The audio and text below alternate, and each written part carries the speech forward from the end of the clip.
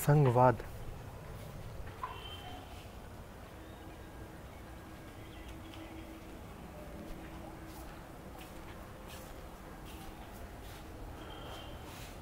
संघवाद क्या है?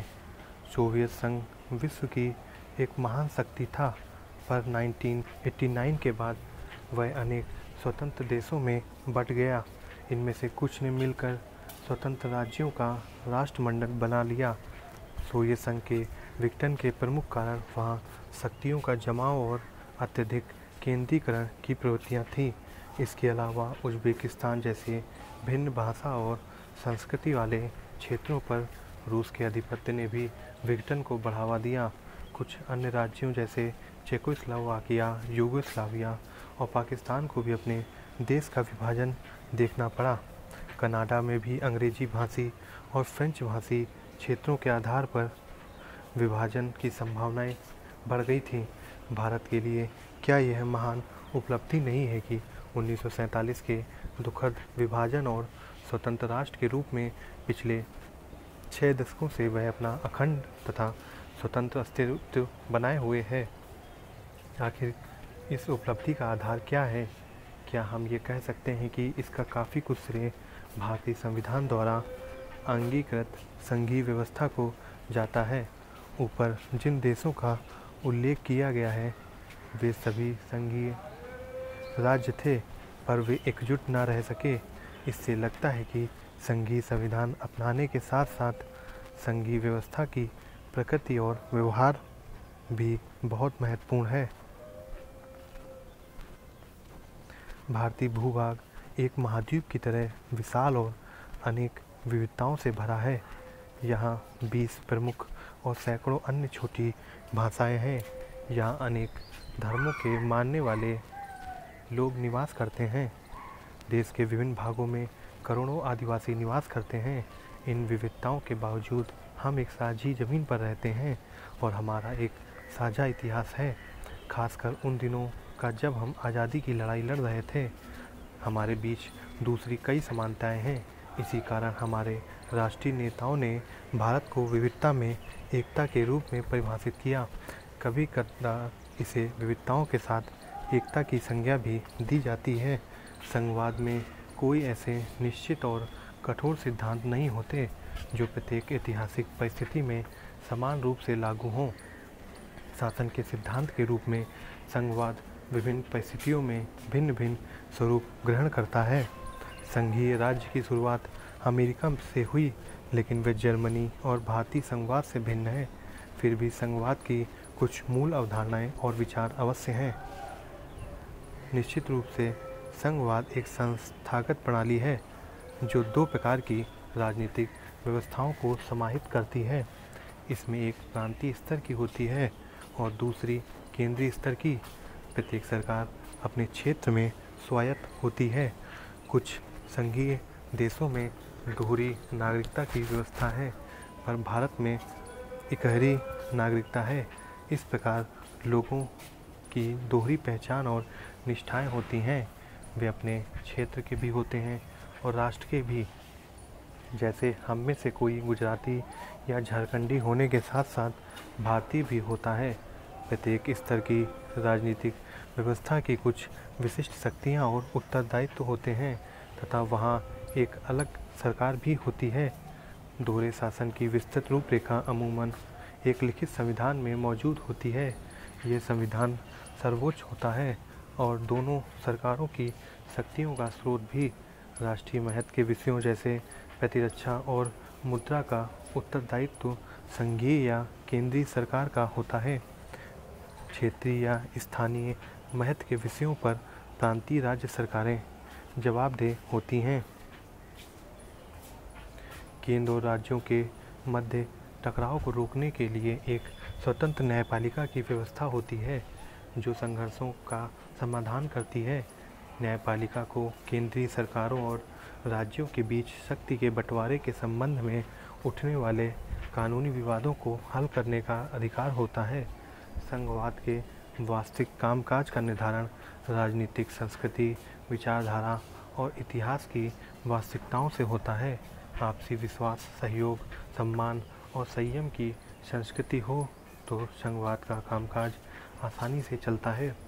राजनीतिक दलों के व्यवहार से भी ये तय होता है कि संविधान किस रास्ते चलेगा। यदि कोई एक इकाई, प्रांत, भाषाई समुदाय या विचारधारा पूरे संघ पर हावी हो जाए तो दबदबा कायम करने वाली ताकत के साथ जो इकाइयाँ या लोग नहीं हैं उनमें विरोध पनपता है। ऐसी स्थिति में नाराज इकाइयाँ अपने अलग होने की मांग उठा सकती हैं।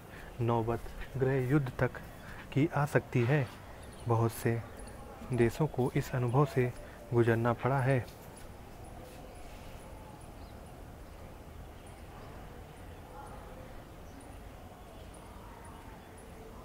भारतीय संविधान में संघवाद।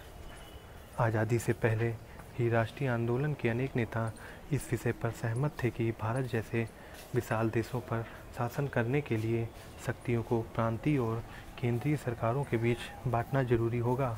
उन्हें यह भी भान था कि भारतीय समाज में क्षेत्रीय और भाषाई विविधताएं हैं। इन विविधताओं को मान्यता देने की आवश्यकता थी। विभिन्न क्षेत्रों और भाषाभाषी लोगों को सत्ता में सहभागिता करनी थी तथा इन क्षेत्रों के लोगों को स्वशासन का अधिक अवसर मिलना चाहिए था। अगर हमारी मंशा लोकतांत्रिक शासन स्थापित करने की थी तो इन बातों को लागू करना अपरिहार्य था। प्रश्न केवल यह था कि क्षेत्रीय सरकारों को कितना अधिकार प्रदान किया जाए। मुस्लिम लीग द्वारा मुसलमानों को ज़्यादा प्रतिनिधित्व देने के आंदोलन के परिप्रेक्ष्य में विभाजन के पूर्व एक समझौता फार्मूले पर चर्चा हुई, जिसके अनुसार क्षेत्रीय सरकारों को काफ़ी ज़्यादा अधिकार देने का प्रस्ताव आया। पर भारत के विभाजन का निर्णय होने पर संविधान सभा ने ऐसी सरकार के गठन का निर्णय लिया जो केंद्र और राज्यों के आपसी सहयोग और एकता तथा राज्यों के लिए अलग अधिकार के सिद्धांतों पर आधारित हो। भारतीय संविधान द्वारा अंगीकृत संघीय व्यवस्था का सर्वाधिक महत्वपूर्ण सिद्धांत यह है कि केंद्र और राज्यों के बीच संबंध सहयोग पर आधारित होगा। इस प्रकार विविधता को मान्यता देने के साथ ही संविधान एकता पर बल देता है। मिसाल के तौर पर, क्या आप इस बात से वाकिफ़ हैं कि भारत के संविधान के अंग्रेजी संस्करण में फेडरेशन शब्द का नहीं बल्कि यूनियन शब्द का उपयोग किया गया है। हालांकि हिंदी भाषा में फेडरेशन और यूनियन दोनों के लिए संघ का प्रयोग होता है, लेकिन संविधान भारत का वर्णन इन शब्दों में करता है। अनुच्छेद 1 (1) भारत अर्थात इंडिया राज्यों का संघ यूनियन होगा। (2) राज्य और उसके राज्य क्षेत्र वे होंगे जो पहली अनुसूची में विनिर्दिष्ट हैं। शक्ति विभाजन। भारत के संविधान में दो तरह की सरकारों की बात मानी गई है। एक संपूर्ण राष्ट्र के लिए जिसे संघीय सरकार या केंद्रीय सरकार कहते हैं। दूसरी प्रत्येक प्रांतीय इकाई या राज्य के लिए जिसे राज्य सरकार कहते हैं। ये दोनों ही संवैधानिक सरकारें हैं और इनके स्पष्ट कार्य क्षेत्र हैं। कभी कभी यह विवाद हो जाए कि कौन सी शक्तियाँ केंद्र के पास हैं और कौन सी राज्य के पास, तो इसका निर्णय न्यायपालिका संवैधानिक प्रावधानों के अनुसार करेगी। संविधान इस बात की स्पष्ट व्याख्या करता है कि कौन कौन सी शक्तियाँ केवल केंद्र सरकार को प्राप्त होंगी और कौन कौन सी केवल राज्यों को। इसमें दिखाया गया है कि शक्ति विभाजन का एक महत्वपूर्ण पहलू यह है कि संविधान ने आर्थिक और वित्तीय शक्तियाँ केंद्रीय सरकार के हाथ में सौंपी हैं। राज्यों के उत्तरदायित्व बहुत अधिक हैं, पर आय के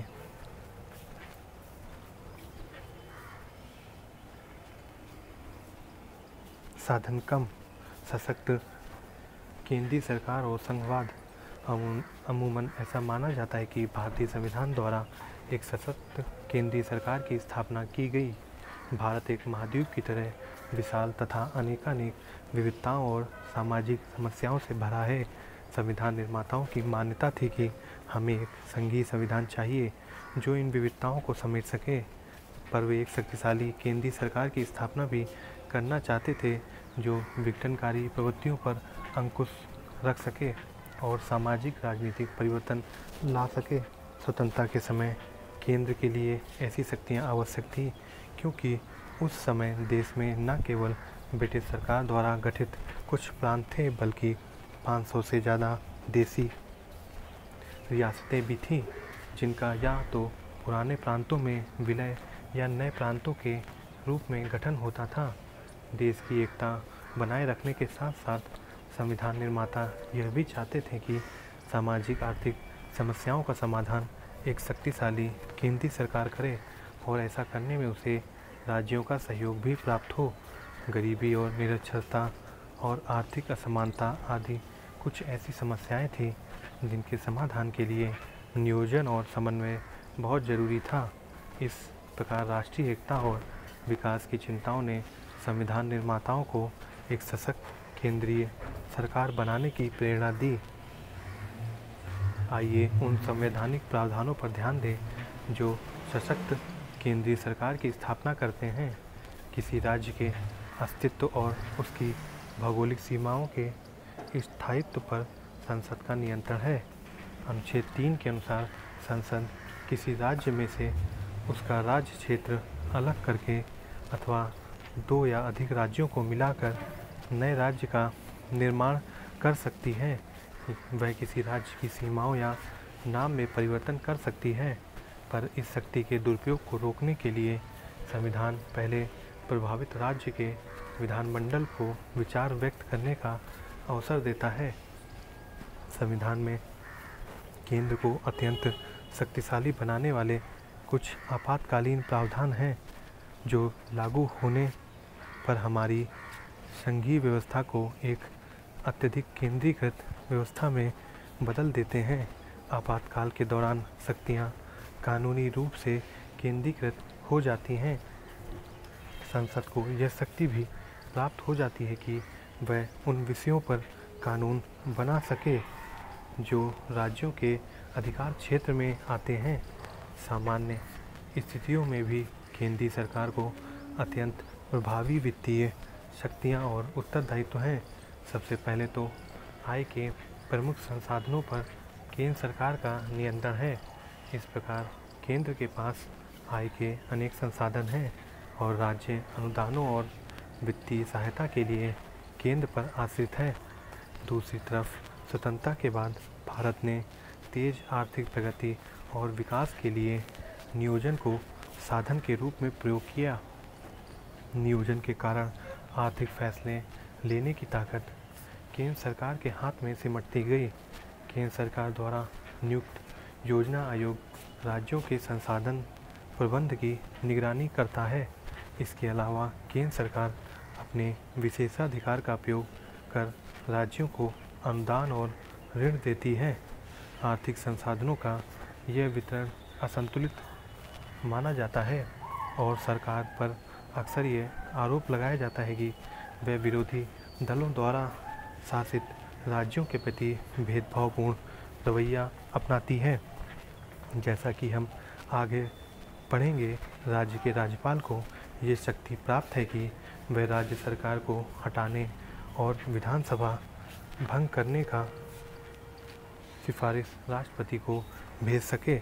इसके अतिरिक्त सामान्य परिस्थिति में भी राज्यपाल को ये शक्ति प्राप्त है कि वह विधानमंडल द्वारा पारित किसी विधेयक को राष्ट्रपति की स्वीकृति के लिए सुरक्षित कर सके।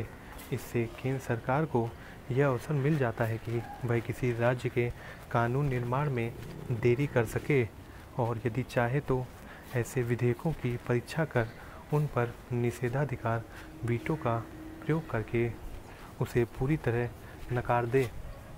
ऐसी परिस्थितियां आ सकती हैं जब केंद्र सरकार द्वारा राज्य सूची के विषयों पर कानून बनाना आवश्यक हो जाए, पर ऐसा करने के लिए पहले राज्यसभा की अनुमति लेना आवश्यक है। संविधान में साफ साफ कहा गया है कि केंद्रीय कार्यपालिका की शक्ति प्रादेशिक कार्यपालिका की शक्ति से ज़्यादा होगी। इसके अतिरिक्त केंद्र सरकार राज्य सरकारों को निर्देश दे सकती है। संविधान का निम्नलिखित प्रावधान इसे स्पष्ट करता है। अनुच्छेद 257(1) प्रत्येक राज्य की कार्यपालिका शक्ति का इस प्रकार प्रयोग किया जाएगा जिससे संघ की कार्यपालिका शक्ति के उपयोग में कोई अड़चन ना आए हो या उस पर कोई प्रतिकूल प्रभाव ना पड़े। संघ की कार्यपालिका शक्ति का विस्तार किसी राज्य को ऐसे निर्देश देने तक होगा जो भारत सरकार को इस प्रयोजन के लिए आवश्यक प्रतीत हो। आपने कार्यपालिका से संबंधित अध्याय में देखा था कि हमारी प्रशासकीय व्यवस्था कह रही है अखिल भारतीय सेवाएं पूरे देश के लिए हैं और इसमें चयनित पदाधिकारी राज्य के प्रशासन में कार्य करते हैं। अतः जिलाधीश के रूप में कार्यरत भारतीय प्रशासनिक सेवा के अधिकारी या पुलिस कमिश्नर के रूप में कार्यरत भारतीय पुलिस सेवा के अधिकारियों पर केंद्र सरकार का नियंत्रण होता है। राज्य न तो उनके विरुद्ध कोई अनुशासनात्मक कार्रवाई कर सकता है, न ही उन्हें सेवा से हटा सकता है। संविधान के दो अन्य अनुच्छेद 33 व 34 संघ सरकार की शक्ति को उस स्थिति में काफ़ी बढ़ा देते हैं जब देश के किसी क्षेत्र में सैनिक शासन या मार्शल लॉ लागू हो जाए। ये प्रावधान संसद को इस बात का अधिकार देते हैं कि ऐसी स्थिति में वह केंद्र या राज्य के किसी भी अधिकारी के द्वारा शांति व्यवस्था बनाए रखने या उसकी बहाली के लिए किए गए किसी भी कार्य को कानूनन जायज़ ठहरा सके।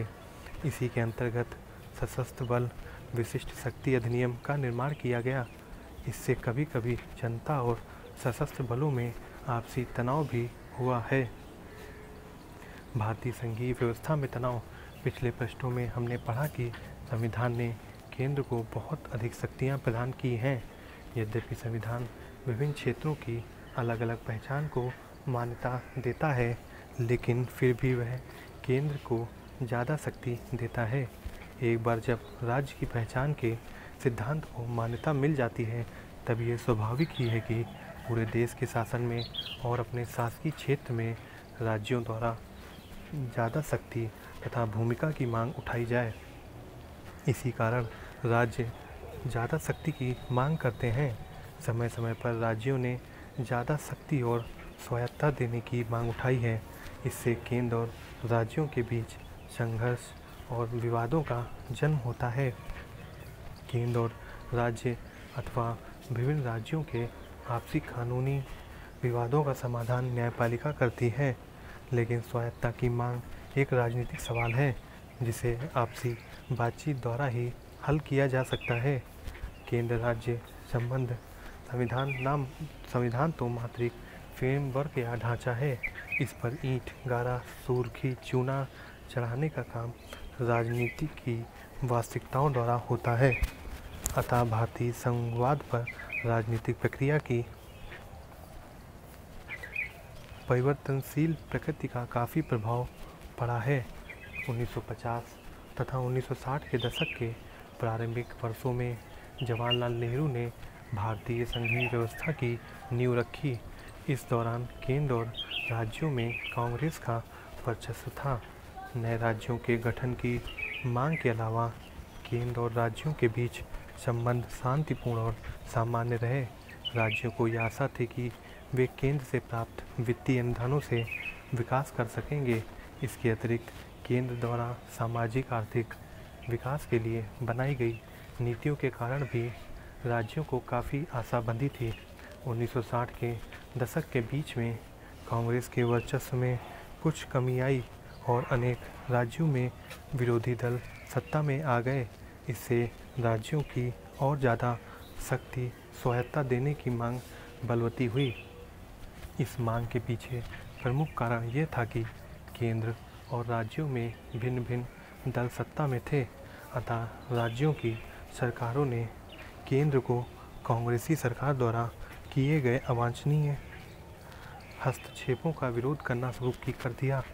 कांग्रेस के लिए भी विरोधी दलों द्वारा शासित राज्यों में से संबंधों के तालमेल की बात पहले जैसी आसान नहीं रही। इस विचित्र राजनीतिक संदर्भ में संघीय व्यवस्था के अंदर स्वायत्तता की अवधारणा को लेकर वाद विवाद छिड़ गया। आखिरकार 1990 के दशक से कांग्रेस का वर्चस्व काफ़ी कुछ खत्म हो गया और हमने केंद्र में गठबंधन राजनीति के युग में प्रवेश किया। राज्यों में भी इस विभिन्न राष्ट्रीय और क्षेत्रीय दल सत्तारूढ़ हुए हैं। इससे राज्यों का राजनीतिकरण बढ़ा, विविधता का आदर हुआ और एक मंझे हुए संघवाद की शुरुआत हुई। इस तरह दूसरे दौर में स्वायत्तता का मसला राजनीतिक रूप से सरगर्म हुआ। स्वायत्तता की मांग समय समय पर अनेक राज्यों और राजनीतिक दलों ने राज्यों को केंद्र के मुकाबले ज़्यादा स्वायत्तता देने की मांग उठाई है, लेकिन विभिन्न राज्यों और दलों के लिए स्वायत्तता का अलग अलग मतलब हो सकता है। कभी कभी इन मांगों के पीछे ये इच्छा होती है कि शक्ति विभाजन को राज्यों के पक्ष में बदला जाए तथा राज्यों को ज़्यादा तथा महत्वपूर्ण अधिकार दिए जाएं। समय समय पर अनेक राज्यों तमिलनाडु, पंजाब, पश्चिम बंगाल और दलों द्रमुक, अकाली दल, माकपा ने स्वायत्तता की मांग की। एक अन्य मांग यह है कि राज्यों के पास आय के स्वतंत्र साधन होने चाहिए और संसाधनों पर उनका नियंत्रण होना चाहिए। इसे वित्तीय स्वायत्तता भी कहते हैं।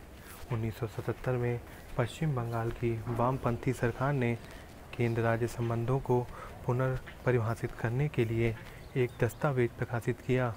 तमिलनाडु और पंजाब की स्वायत्तता की मांगों में भी ज़्यादा वित्तीय अधिकार हासिल करने की मंशा छुपी हुई है। स्वायत्तता की मांग का तीसरा पहलू प्रशासनिक शक्तियों से संबंधित है। विभिन्न राज्य प्रशासनिक तंत्र पर केंद्रीय नियंत्रण से नाराज रहते हैं। इसके अतिरिक्त स्वायत्तता की मांग सांस्कृतिक और भाषाई मुद्दों से जुड़ी हुई भी हो सकती है। तमिलनाडु में हिंदी के वर्चस्व का विरोध और पंजाब में पंजाबी भाषा और संस्कृति के प्रोत्साहन की मांग इसके कुछ उदाहरण हैं। कुछ राज्य ऐसा महसूस करते रहे हैं कि हिंदी भाषी क्षेत्रों का अन्य क्षेत्रों पर वर्चस्व है। दरअसल 1960 के दशक में तो कुछ राज्यों में हिंदी को लागू करने के विरोध में आंदोलन भी हुए। राज्यपाल की भूमिका तथा राष्ट्रपति शासन। राज्यपाल की भूमिका केंद्र और राज्यों के बीच हमेशा ही विवाद का विषय रही है। राज्यपाल निर्वाचित पदाधिकारी नहीं होता। अधिकतर राज्यपाल सेवानिवृत्त सैन्य अधिकारी, लोक सेवक या राजनीतिज्ञ हुए हैं। फिर राज्यपाल की नियुक्ति केंद्र सरकार द्वारा होती है। अतः राज्यपाल के फैसलों को अक्सर राज्य सरकार के कार्यों में केंद्र सरकार के हस्तक्षेप के रूप में देखा जाता है।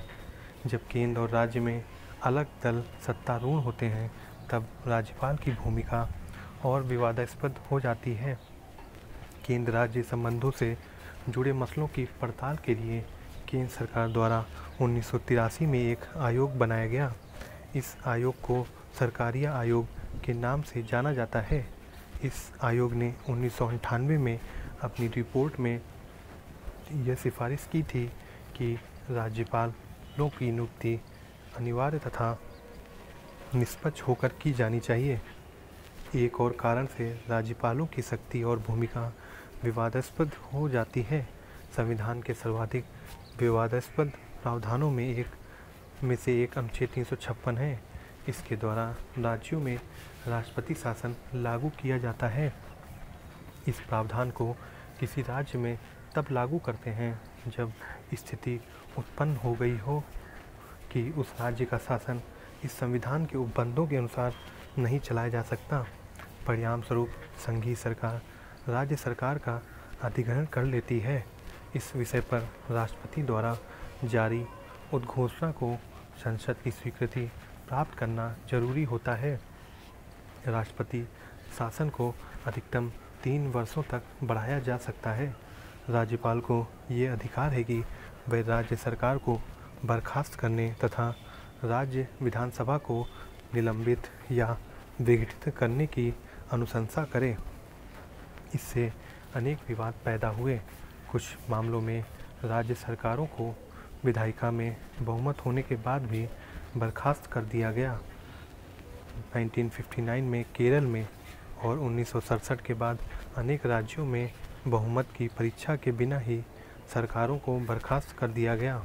कुछ मामले सर्वोच्च न्यायालय में भी गए तथा सर्वोच्च न्यायालय ने फैसला दिया कि राष्ट्रपति शासन लागू करने की निर्णय की संवैधानिकता की जांच पड़ताल न्यायालय कर सकता है। 1967 तक अनुच्छेद 356 का अत्यंत सीमित प्रयोग किया गया। 1967 के बाद अनेक राज्यों में गैर कांग्रेसी सरकारें बनी, जबकि केंद्र में सत्ता कांग्रेस के पास रही। केंद्र ने अनेक अवसरों पर इसका प्रयोग राज्य सरकारों को बर्खास्त करने के लिए किया, अतः उसने राज्यपाल के माध्यम से बहुमत दल या गठबंधन को सत्तारूढ़ होने से रोका। उदाहरण के लिए सन 1980 के दशक में केंद्रीय सरकार ने आंध्र प्रदेश और जम्मू कश्मीर की निर्वाचित सरकारों को बर्खास्त किया। नवीन राज्यों की मांग। हमारी संघीय व्यवस्था में नवीन राज्यों के गठन की मांग को लेकर भी तनाव रहा है। राष्ट्रीय आंदोलन ने अखिल भारतीय राष्ट्रीय एकता को ही नहीं बल्कि समान भाषा, क्षेत्र और संस्कृति पर आधारित एकता को भी जन्म दिया। हमारा राष्ट्रीय आंदोलन लोकतंत्र के लिए भी एक आंदोलन था, अतः राष्ट्रीय आंदोलन के दौरान यह भी तय किया गया कि यथासंभव समान संस्कृति और भाषा के आधार पर राज्यों का गठन होगा। इससे स्वतंत्रता के बाद भाषाई आधार पर राज्यों की गठन की मांग उठी। दिसंबर 1953 में राज्य पुनर्गठन आयोग की स्थापना की गई, जिसने प्रमुख भाषाई समुदायों के लिए भाषा के आधार पर राज्यों के गठन की सिफारिश की। 1956 में कुछ राज्यों का पुनर्गठन हुआ। इससे भाषाई आधार पर राज्यों के गठन की शुरुआत हुई। यह प्रक्रिया अभी भी जारी है। 1960 में गुजरात और महाराष्ट्र का गठन हुआ। 1966 में पंजाब और हरियाणा को अलग अलग किया गया। बाद में पूर्वोत्तर के राज्यों का गठन किया गया और नए राज्यों जैसे मणिपुर, त्रिपुरा, मेघालय, मिजोरम और अरुणाचल प्रदेश का जन्म हुआ। नए राज्य बनाने की मांग को पूरा करने तथा अधिक प्रशासकीय सुविधा के लिए कुछ बड़े राज्यों का विभाजन 2000 में किया गया। मध्य प्रदेश, उत्तर प्रदेश और बिहार को विभाजित कर 3 नए राज्य क्रमशः छत्तीसगढ़, उत्तराखंड और झारखंड बनाए गए। कुछ क्षेत्र और भाषाई समूह अभी भी अलग राज्य के लिए संघर्ष कर रहे हैं, जैसे महाराष्ट्र में विदर्भ। अंतर्राज्यीय विवाद, जहां एक और राज्य अधिक स्वायत्तता और आय के स्रोतों पर अपनी हिस्सेदारी के सवाल पर केंद्र से विवाद की स्थिति में रहते हैं, वहीं दूसरी ओर संघीय व्यवस्था में 2 या 2 से अधिक राज्यों में आपसी विवाद के भी अनेक उदाहरण मिलते हैं।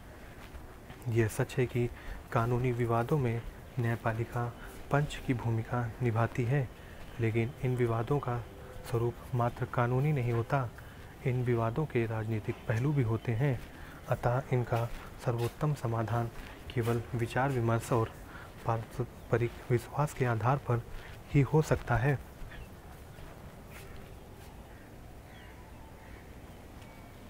आमतौर पर 2 राज्य के गंभीर विवाद पैदा होते हैं। इसमें से एक है सीमा विवाद। राज्य प्रायः पड़ोसी राज्यों के भूभाग पर अपना दावा पेश करते हैं। यद्यपि राज्यों की सीमाओं का निर्धारण भाषाई आधार पर किया गया है, लेकिन सीमावर्ती क्षेत्रों में एक से अधिक भाषा बोलने वाले लोग रहते हैं, अतः इस विवाद को केवल भाषाई आधार पर नहीं सुलझाया जा सकता। ऐसा ही एक पुराना विवाद महाराष्ट्र और कर्नाटक के बीच बेलगाम को लेकर है। मणिपुर और नागालैंड के बीच भी सीमा विवाद पुराना है। पंजाब से हरियाणा को अलग करने पर उसके बीच न केवल सीमावर्ती क्षेत्रों को लेकर बल्कि राजधानी चंडीगढ़ को लेकर भी विवाद है। चंडीगढ़ इन दोनों राज्यों की राजधानी है। 1985 में तत्कालीन प्रधानमंत्री राजीव गांधी की पंजाब के नेताओं से इस विषय पर कुछ सहमति बनी थी। इसके अनुसार चंडीगढ़ को पंजाब को हस्तांतरित किया जाना था, पर अभी तक ऐसा नहीं हो सका। जहां सीमा संबंधी विवादों का स्वरूप भावनात्मक होता है, वहीं नदियों के जल के बंटवारे को लेकर होने वाले विवाद की प्रकृति गंभीर है, क्योंकि ये संबंधित राज्यों में पीने के पानी और कृषि की समस्या से जुड़ा है। आपने कावेरी जल विवाद के बारे में सुना होगा। ये तमिलनाडु और कर्नाटक के बीच एक प्रमुख विवाद है। दोनों राज्यों के किसान कावेरी के जल पर निर्भर हैं। यद्यपि इसे सुलझाने के लिए एक जल विवाद न्यायाधिकरण है, फिर भी ये दोनों राज्य इसे सुलझाने के लिए सर्वोच्च न्यायालय की शरण में गए हैं। ऐसा ही एक विवाद नर्मदा नदी के जल के बंटवारे को लेकर गुजरात, मध्य प्रदेश और महाराष्ट्र के बीच है। नदियाँ हमारे प्रमुख संसाधन हैं, इसलिए अंतर्राष्ट्रीय जल विवाद में राज्यों के धैर्य और सहयोग भावना की परीक्षा हो जाती है।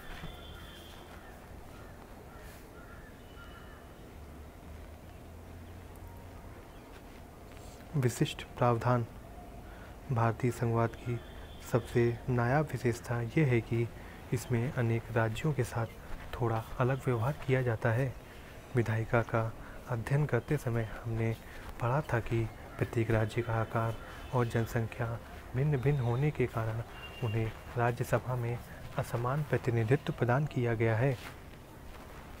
जहां छोटे से छोटे राज्य को भी न्यूनतम प्रतिनिधित्व अवश्य प्रदान किया गया है, वहीं इस व्यवस्था से यह भी सुनिश्चित किया गया है कि बड़े राज्यों को ज़्यादा प्रतिनिधित्व मिल सके। शक्ति के बंटवारे की योजना के तहत संविधान प्रदत्त शक्तियाँ सभी राज्यों को समान रूप से प्राप्त हैं, लेकिन कुछ राज्यों के लिए उनकी विशिष्ट सामाजिक और ऐतिहासिक परिस्थितियों के अनुरूप संविधान कुछ विशेष अधिकारों की व्यवस्था करता है। ऐसा अधिकतर प्रावधान पूर्वोत्तर के राज्यों असम, नागालैंड, अरुणाचल प्रदेश, मिजोरम आदि के लिए है, जहां विशिष्ट इतिहास और संस्कृति वाली जनजातीय बहुल जनसंख्या निवास करती है। यहाँ के ये निवासी अपनी संस्कृति तथा इतिहास को बनाए रखना चाहते हैं। अनुच्छेद 371। बहरहाल ये प्रावधान इस क्षेत्र के कुछ भागों में अलगाववाद और सशस्त्र विद्रोह को रोकने में सफल नहीं हो सके। ऐसी ही कुछ विशिष्ट प्रावधान पहाड़ी राज्य हिमाचल प्रदेश तथा अन्य राज्यों जैसे आंध्र प्रदेश, गोवा, गुजरात, महाराष्ट्र, सिक्किम और तेलंगाना के लिए भी है। जम्मू और कश्मीर। इसके अतिरिक्त अनुच्छेद 370 के द्वारा जम्मू कश्मीर को विशिष्ट स्थिति प्रदान की गई है। जम्मू कश्मीर एक विशाल देशी रियासत था। भारत विभाजन के समय हिंदुस्तान या पाकिस्तान में से किसी एक में शामिल होने के इसका विकल्प था। स्वतंत्रता के तुरंत बाद पाकिस्तान और भारत के बीच कश्मीर को लेकर युद्ध हुआ। इन परिस्थितियों में जम्मू कश्मीर के महाराजा ने भारत का चयन किया। अधिकांश मुस्लिम बहुल राज्यों ने पाकिस्तान का चयन किया, पर जम्मू कश्मीर एक अपवाद था। इस परिस्थिति में संविधान में उसे काफ़ी स्वायत्तता प्रदान की गई। अनुच्छेद 370 के अनुसार केंद्र सूची और समवर्ती सूची के किसी विषय पर संसद द्वारा कानून बनाने और उसे जम्मू कश्मीर में लागू करने के लिए इस राज्य की सहमति आवश्यक है। यह अन्य राज्यों की स्थिति से भिन्न है। अन्य राज्यों के लिए 3 सूचियों द्वारा किया गया शक्ति विभाजन स्वतः प्रभावी होता है। जम्मू कश्मीर के संबंध में केंद्र सरकार को सीमित शक्तियां प्राप्त हैं। केंद्र सूची और समवर्ती सूची में वर्णित शक्तियों का वहां प्रयोग करने के लिए राज्य सरकार की सहमति लेनी पड़ती है। इससे जम्मू कश्मीर राज्य को ज़्यादा स्वायत्तता मिल जाती है। व्यवहार में जम्मू कश्मीर को उतनी स्वायत्तता प्राप्त नहीं है जिसका संकेत अनुच्छेद 370 की भाषा में से मिलता है। संविधान के अनुसार राष्ट्रपति को ये अधिकार है कि वह राज्य सरकार की सहमति से ये तय करे कि केंद्र सूची और समवर्ती सूची के कौन कौन से प्रावधान राज्य के लिए प्रभावी होंगे।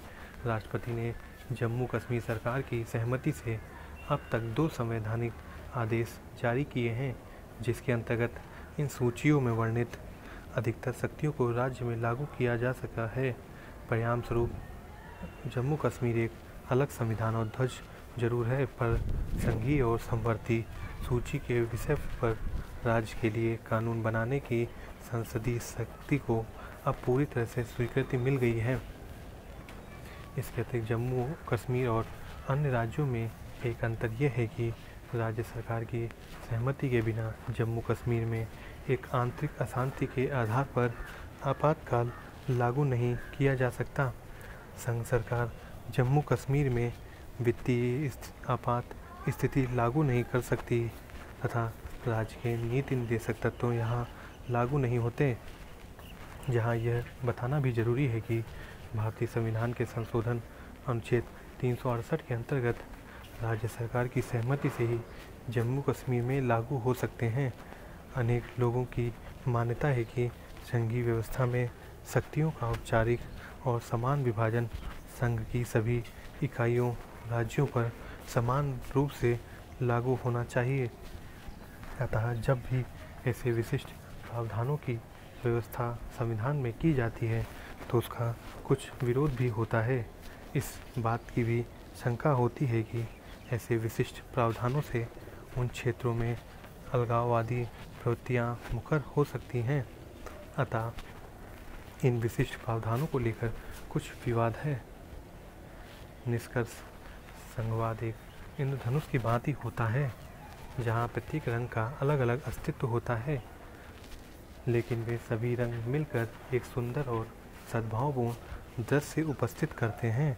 संघीय व्यवस्था केंद्र और राज्यों के बीच संतुलन बनाए रखने का कठिन कार्य करती है। कोई भी कानूनी या संस्थानिक फॉर्मूला संघीय व्यवस्था के सुचारू रूप से कार्य करने की गारंटी नहीं दे सकता।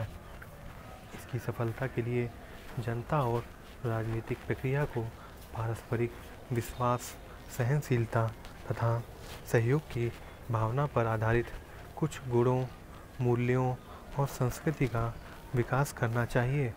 संघवाद एकता और अनेकता दोनों का आदर करता है। अनेकता और विविधताओं को समाप्त कर राष्ट्रीय एकता के लक्ष्य को प्राप्त नहीं किया जा सकता। ऐसी बाध्यकारी एकता वास्तव में और ज़्यादा सामाजिक संघर्ष तथा अलगाव को जन्म देती है, जो अंत में एकता को ही नष्ट कर देती है। विभिन्नताओं और स्वायत्तता की मांगों के प्रति संवेदनशील तथा उत्तरदायी राजनीतिक व्यवस्था ही सहयोगी संघवाद का एकमात्र आधार हो सकती है।